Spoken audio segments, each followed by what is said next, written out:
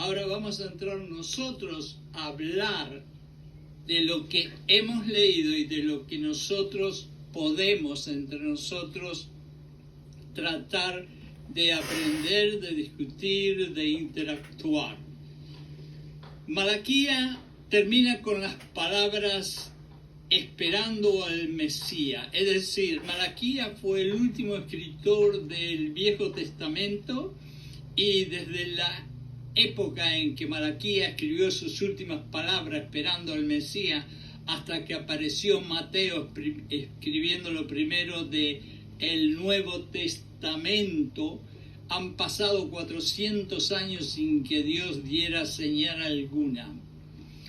Al contrario, Mateo comienza con las palabras el arribo del Mesías como un niño llamado Jesús. Contrarios los dos, unos como que no tiene esperanza en el Mesías y el otro llegó el Mesías. Los judíos habían estado 400 años para que Dios hiciera algo nuevo, porque Dios les dijo que Él lo haría. A través de los profetas, Dios les había prometido a los judíos que les enviaría un Mesías que traería paz a Israel. El nuevo convenio que Dios haría para reconciliar a su gente sería a través del Mesías que Él enviaría, y confiando que ellos siguieran sus enseñanzas, las enseñanzas que Jesús nos podría dejar a nosotros.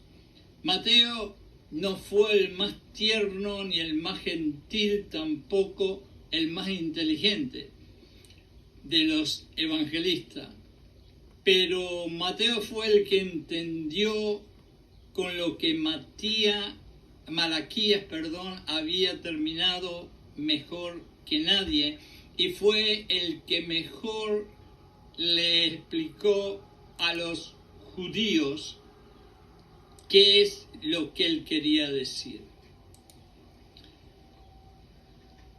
El Mateo se esforzó muchísimo en explicarle a los judíos que Jesús es y era el verdadero Mesías que ellos estaban esperando.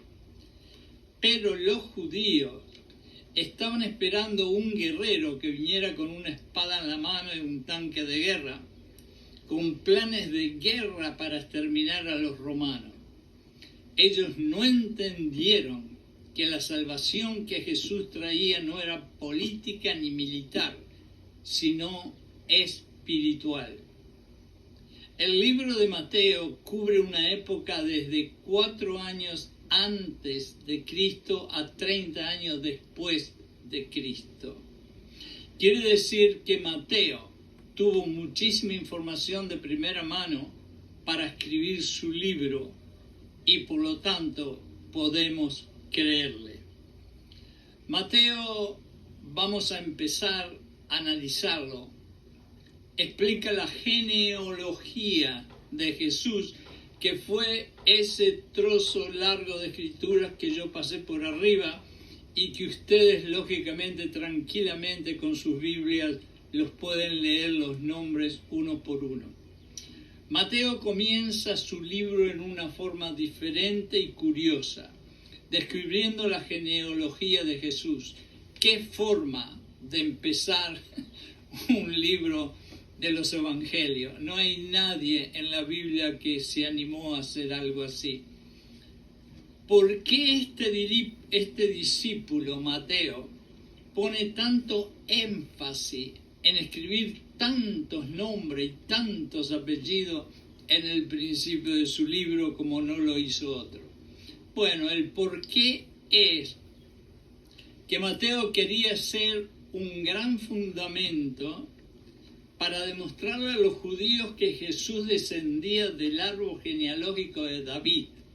Es decir, Mateo se gastó, pobrecito, en buscar todos estos nombres difíciles y ponerlos uno arriba del otro, para confirmarles de una vez y por todas a los judíos que sí, que ese niño Jesús descendía del rey David, porque era lo único que los judíos aceptarían como el futuro Mesías.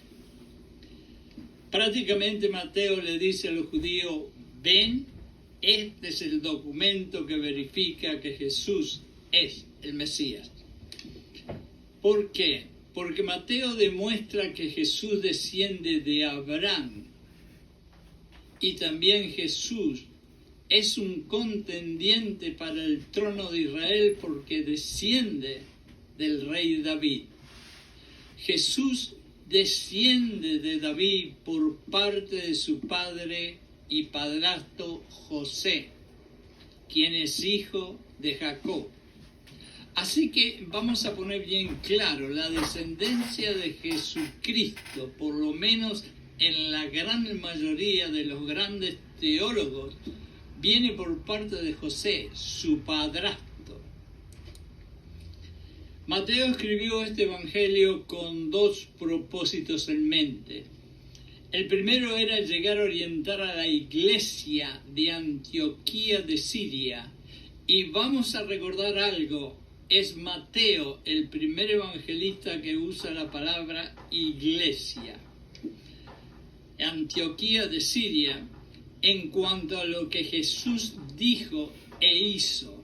Segundo, el otro propósito es defender el evangelio contra las falsas acusaciones de los judíos, puesto que ellos no aceptaban a Jesús como el Mesías. Mateo redactó las enseñanzas de Jesús para demostrar la autoridad de Jesús como verdadero rey. Vamos a entender bien clarito. Si hay algo que caracterizó la personalidad, la majestuosidad de Jesucristo, fue su autoridad.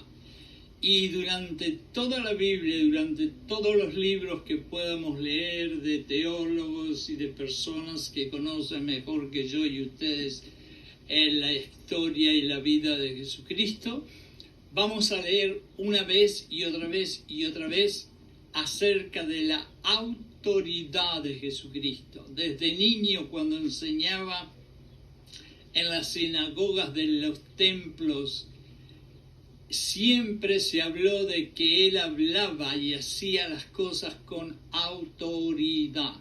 Y es esa autoridad la que lo llevó a hacer las cosas maravillosas. Y es esa autoridad la que demuestra que realmente era el Hijo de Dios y era Dios. Son 5 cosas que Mateo quiere dejar estipulado en su libro. Primero, el discipulado. Y el discipulado se ve en el Sermón del Monte. El apostolado. Y el apostolado se ve en la misión que le dio a los 12 discípulos. El reino de Dios. Y eso lo encontramos en las parábolas de Jesucristo. La iglesia, que era la gran novia de Jesucristo. Y eso lo vemos por la vida de él en la iglesia. Y el futuro, que fue la última parte que quiso enfatizar a Mateo, que fueron los tiempos finales que Jesucristo redactó. Tengamos bien presente que quizás lo que Mateo dejó bien claro es, otra vez lo voy a repetir, la tremenda autoridad con que Jesucristo actuaba y hablaba. Al final Mateo nos dice que fue Jacob el padre de Jesús y José fue el padrastro de Jesús. Desde Abraham hasta David son 14 generaciones. Desde David hasta la deportación de los judíos a Babilonia son 14 generaciones. Y desde la deportación de los judíos a Babilonia hasta el nacimiento del niño Jesús son 14 generaciones. Mateo también se propuso construir su genealogía de una manera que fuera más fácil de seguir o más fácil de recordar. Para ello, él organizó esto en 3 sesiones, cada una con 14 nombres incluidos. Esto no significa que solo pasaron 14 generaciones durante cada periodo de la historia. Los lectores de Mateo habrían sabido que solo se incluyen 14 generaciones en cada sesión de su lista, aunque de acuerdo a muchos inteligentes y sabios teólogos, ocurrieron más generaciones en la historia. Pero él decidió organizar su libro de esa forma para que el lector pudiera más fácilmente recordarlo. Las sesiones son de Abraham a David, David al exilio babilónico y desde el exilio babilónico al nacimiento de Cristo. De hecho, hay 14 generaciones incluidas entre Abraham y David. Contar a David nuevamente da otras 14 generaciones a través de Josías. Los últimos 14 comienzan con Jeconía y terminan con Jesús. Algunos comentaristas los cuentan de manera ligeramente diferente.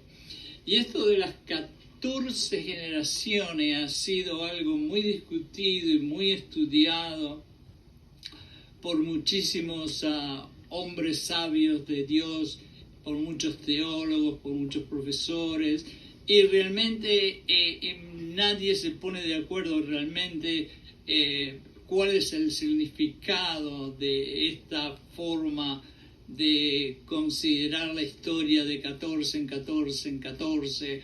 Unos dicen que en vez de 14 es 4 más 2. Hay diferentes opiniones, pero de todas maneras vamos a seguir a Mateo y vamos a seguir que fueron 14, 14 y 14 hasta que llegamos a Jesucristo. Algunos eruditas han sugerido opiniones variadas sobre lo que Mateo puede haber intentado representar con el número 14, pero no hay realmente una explicación específica y segura. Hoy Mateo intenta convencer a los judíos que Jesús es el Mesías. ¿Y cómo lo demuestra esto? ¿Y qué hace Mateo para querer demostrarlo? Bueno, Mateo demuestra que Jesús desciende de la familia de Abraham. Punto. Describe 57 profecías que Jesús performó. Vamos a repetir esto porque inclusive en una clase de Biblia no es fácil el asimilar esto. 57 profecías fueron hechas en el pasado y Jesús las cumplió todas. No hay ningún otro evangelista, ni Lucas, ni Marco, ni en el libro de Juan, que lleguen a decir que Jesucristo cumplió 57. Algunos de ellos dicen 30, 35. Mateo también hizo algo para tratar de entrar en la mente y el corazón de los judíos, y fue que usó un lenguaje común. Por ejemplo, él hablaba del reino de los cielos, que era algo que era común entre los judíos. También comparó a Jesús con Israel, como por ejemplo nombrando o asimilando a los judíos en el Éxodo, que estuvieron 40 años y Jesús estuvo 40 días luchando con el diablo. También usó a Jesucristo recordándole a los judíos que retornó de Egipto, como hicieron los judíos en el desierto. También les recordó que Jesús sufrió en el desierto, como sufrieron los judíos. También les recordó que Jesús pasó las aguas del Jordán, como pasaron los judíos. Y también les recordó que presentó sus leyes en un monte, como también los judíos lo recibieron, los 10 mandamientos en un monte. Mateo también hace algo diferente a los otros discípulos. Él nombra varias mujeres en su libro, las cuales no son las mujeres más notables que mucha gente quisiera o pudiera poner en la Biblia. Puso, por ejemplo, a Tamar, quien se acostó con su suegro. Puso a Rabá, que fue una prostituta. Puso a Ruth, que fue una mujer árabe. Puso a Bathsheba, que fue una mujer que se acostó con David.